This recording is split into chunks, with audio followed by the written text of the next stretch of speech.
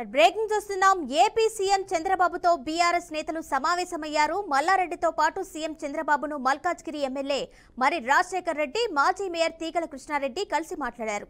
మర్యాదపూర్వకంగా చంద్రబాబుతో బీఆర్ఎస్ నేతలు భేటీ అయ్యారు.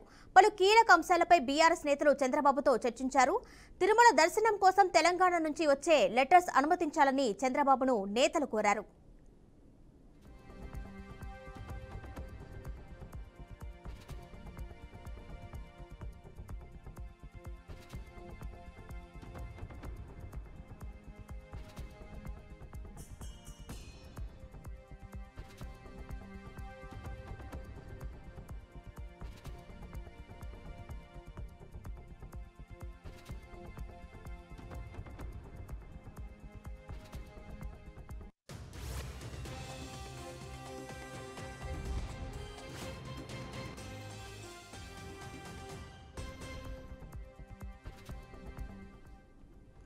మరోవైపు హైదరాబాద్ సుందర్ నగరంగా తీర్చిదిద్దడంలో తాను మేయర్గా కీలక పాత్ర పోషించినట్లు తీగల కృష్ణారెడ్డి చెప్పారు. చంద్రబాబు సీఎంగా ఉన్నప్పుడే సైబరాబాద్ సిటీ ఏర్పడిన విషయాన్ని ఆయన గుర్తు చేశారు. దీన్ని ఎవరూ కాదనలేరు. Best city award, best tourism award కూడా హైదరాబాద్కు అప్పట్లో వచ్చాయని ఆయన గుర్తు చేసుకున్నారు.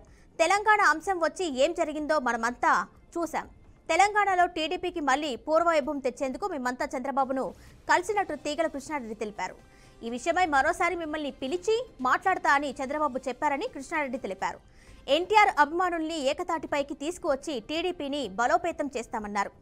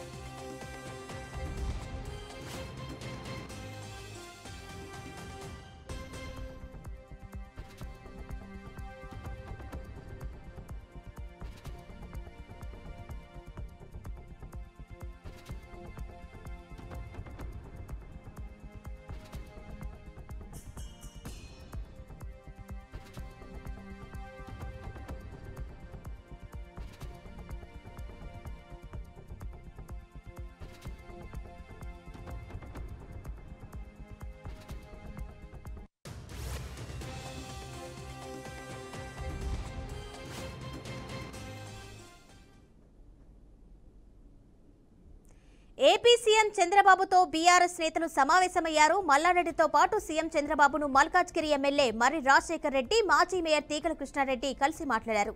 మర్యాదపూర్వకంగా చంద్రబాబుతో బీఆర్ఎస్ నేతలు భేటీ అయ్యారు. పలు కీలక అంశాలపై బీఆర్ఎస్ నేతలు చంద్రబాబుతో చర్చించారు. తిరుమల దర్శనం కోసం తెలంగాణ నుంచి వచ్చే లెటర్స్ అనుమతించాలని చంద్రబాబును నేతలు కోరారు.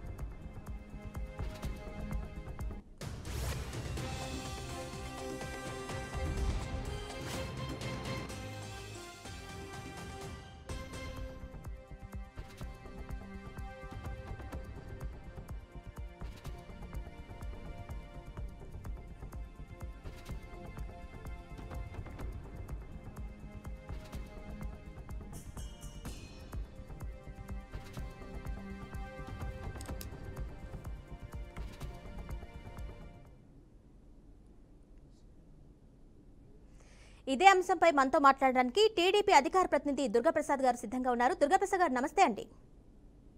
గుడ్ ఆఫ్టర్నూన్ అండి. దుర్గాప్రసాద్ గారు, సీఎం చంద్రబాబుతో అయితే బీఆర్ఎస్ నేతలు సమావేశమైనట్టు మనకి ఇన్ఫర్మేషన్ అందుతుంది. అంటే మల్లారెడ్డితో పాటు మల్కాజ్గిరి ఎమ్మెల్యే మర్రి రాజశేఖర రెడ్డి, మాజీ మేయర్ తీగల కృష్ణారెడ్డి వీరందరూ కూడా మర్యాదపూర్వకంగా కలిసి మాట్లాడి తెలిసింది. అలాగే త్వరలో కూడా తీగల కృష్ణారెడ్డి టీటీడీపీలో జాయిన్ అవుతారని మనకి ఇన్ఫర్మేషన్ కూడా అందుతుంది. దానికి సంబంధించిన ఇన్ఫర్మేషన్ ఇవ్వండి. మేము అంటే పార్టీ నుంచి ఎవరైనా వచ్చి పునర్నిర్మాణం కొరకు ఎవరైనా జాయిన్ అవుతామంటే స్వాగతిస్తామండి. మేము గతంలో చంద్రబాబు నాయుడు గారు ముఖ్యమంత్రిగా అయినాక మొదటి మీటింగ్ లోనే మేము చెప్పాం, పాత వాళ్ళు ఎవరైనా ఉంటే పార్టీలోకి రావచ్చు, మళ్ళా తెలంగాణలో తెలుగుదేశం పార్టీని పునర్వైభవం తీసుకురావాలని చెప్పాం. అయితే దానికి ఒక నిర్దిష్టమైన ఒక ప్రణాళిక ఉందండి. ఇంతకుముందు లాగా ఎవరిని పడితే వాళ్ళని చేర్చుకునేది లేదు. ఖచ్చితంగా వాళ్ళు వచ్చి పార్టీ కొరకు, ఇక్కడ పేదవాళ్ళ కొరకు, బడుగు బలహీన వర్గాల వరకు ప్లాట్ఫారం ఉండాలనుకునే నాయకులు ఎవరైనా వస్తే తప్పనిసరిగా స్వాగతిస్తాం, పార్టీని ముందుకు తీసుకెళ్తాం.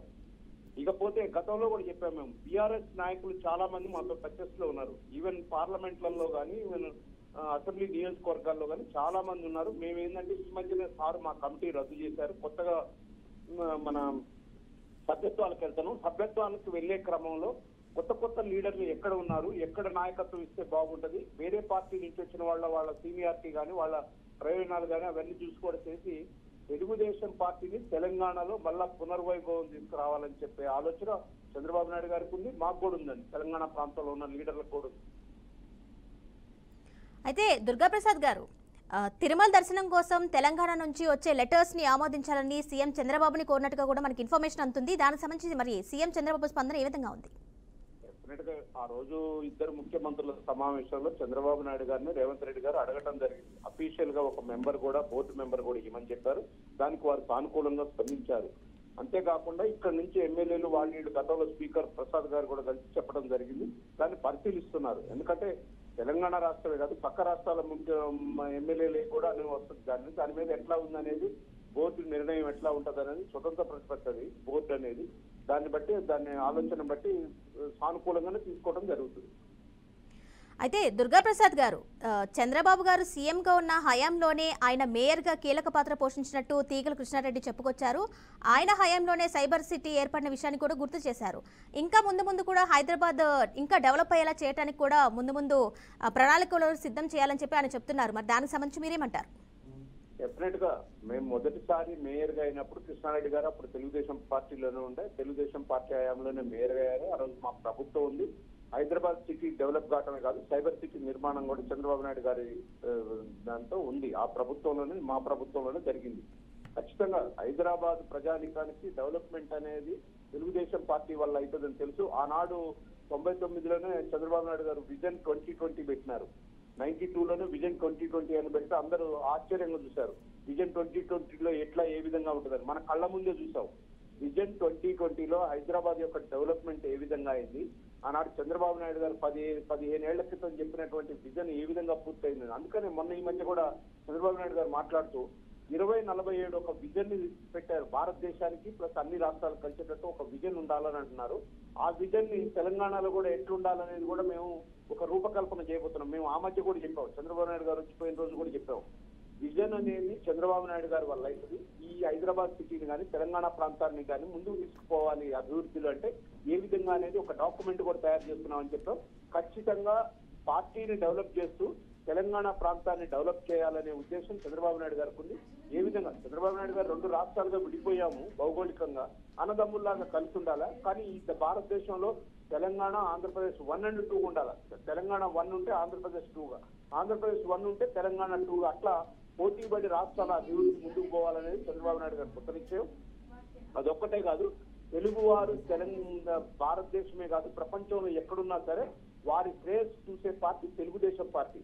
ఆనాడు ఎన్టీ రామారావు గారు పెట్టింది తెలుగువారి ఆత్మగౌరవం కోసం, తెలుగువారి ప్రైడ్ కోసం పెట్టారు. ఆ ప్రైడ్ ని చంద్రబాబు నాయుడు గారు కొనసాగిస్తున్నారు. మనం చూసాం, మొన్న ఒక దుర్మార్గమైనటువంటి ప్రభుత్వం చంద్రబాబు నాయుడు గారిని అరెస్ట్ చేసినప్పుడు ప్రపంచ దేశాల వ్యాప్తిగా ఏ విధంగా నిరసనలు తెలియజేశారో చూసాం, ఏ విధంగా వారికి సంఘీభావం తెలియజేశామో చూసాం. That is the leader. అంటే ద ప్రోగ్రెసివ్ మెంటాలిటీ ఉన్నటువంటి చంద్రబాబు నాయుడు గారు ఎప్పుడు కూడా రాజకీయాలు ఎప్పుడో ఎలక్షన్లప్పుడే మాట్లాడతారు తప్ప మిగతా టైంలో చంద్రబాబు నాయుడు గారు ఎప్పుడు కూడా డెవలప్మెంట్ ఆస్పెక్ట్ లోనే చేస్తాడు. అందుకనే ఆంధ్ర మీటింగుల్లో కూడా ఎప్పుడు చెప్తాడు, తెలంగాణ ప్రభుత్వం ఏర్పడిన తర్వాత ఇటు తెలుగుదేశం పార్టీ తర్వాత కాంగ్రెస్ పార్టీ కానీ, కాంగ్రెస్ పార్టీ తర్వాత టీఆర్ఎస్ పార్టీ కానీ, ఎవరు ముఖ్యమంత్రి ఉన్నా సరే ఎకో సిస్టమ్ ఏదైతే ఉందో డెవలప్మెంట్ ఆస్పెక్ట్ వాళ్ళంతా ముందుకు తీసుకుపోయారు కాబట్టి వాళ్ళ గ్రోత్ రేట్ లో కానీ, పర్ క్యాపిటల్ ఇన్కమ్ లో కానీ తెలంగాణ ముందుంది, స్వాగతిస్తున్నాం అన్నారు చంద్రబాబు గారు. మేము కూడా అదే అంటున్నాం. ఇంకా ఇక్కడ ఉన్నటువంటి మౌలిక వసతులు ఉపయోగించుకొని తెలంగాణ ప్రాంతంలో ఉన్నటువంటి ఆర్థిక వనరులు కానీ ఇంకా అనేక వనరులను ఉపయోగించుకొని ఇక్కడ ప్యాడీ కూడా ఎక్కువ పడుతుంది. దీని మీద కూడా ఏ రకంగా దీన్ని ఇంకా డెవలప్ చేయాలనేది ఒక విజన్ ఉందని మా దగ్గర 2047 కు ఒక విజన్ కూడా తయారు చేస్తాం. దాన్ని ప్రజల్లో కూడా తీసుకెళ్తాం.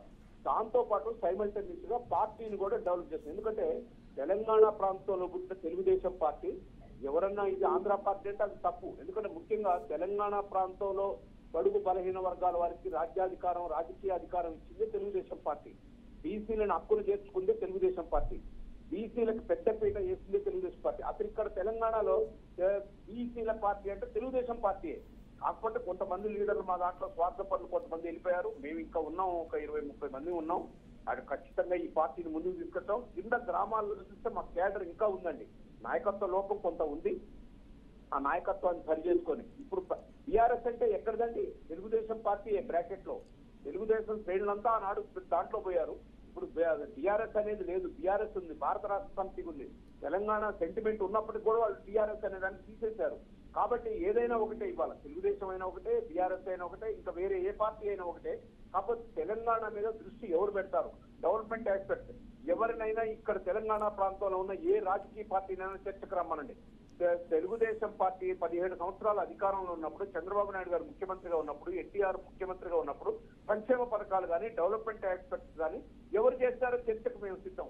ఇప్పటికీ అన్ని గ్రామాల్లో, మండలాల్లో, పార్లమెంట్లలో చూస్తే మేము తెలుగుదేశం పార్టీ చేసిన డెవలప్మెంట్ అవపడతాం తప్ప ఇంకోటి కాదండి.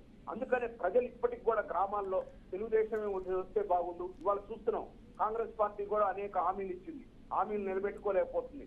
ఇప్పుడు ఈ కొత్తది ముసీది ఒకటి వచ్చింది, పేద ప్రజలు ఉన్నారు. దీని మీద అన్నిటి మీద అంటే ప్రభుత్వం యొక్క ప్రజా వ్యతిరేక విధానానికి మళ్ళా తెలుగుదేశం పార్టీ మళ్ళొకసారి దీన్ని ముందుకు తీసుకెళ్తాం. ఖచ్చితంగా ఉద్యమ నిర్మాణంలోనే తీసుకెళ్తాం. పేదవాళ్ల పక్షాన్ని నిలబడతామమ్మా. ఓకే ఓకే దుర్గాప్రసాద్ గారు, థ్యాంక్ యూ.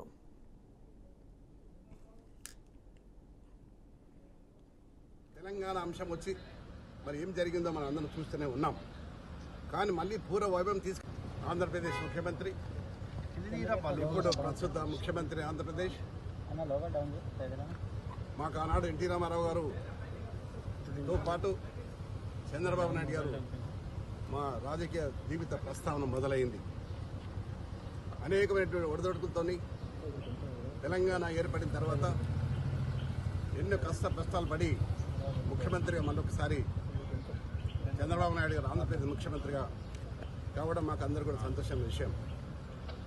ఆనాడు ఎన్టీ రామారావు పాలన మళ్ళీ రావాలని ఈ తెలంగాణలో కూడా మళ్ళీ ఎన్టీ రామారావు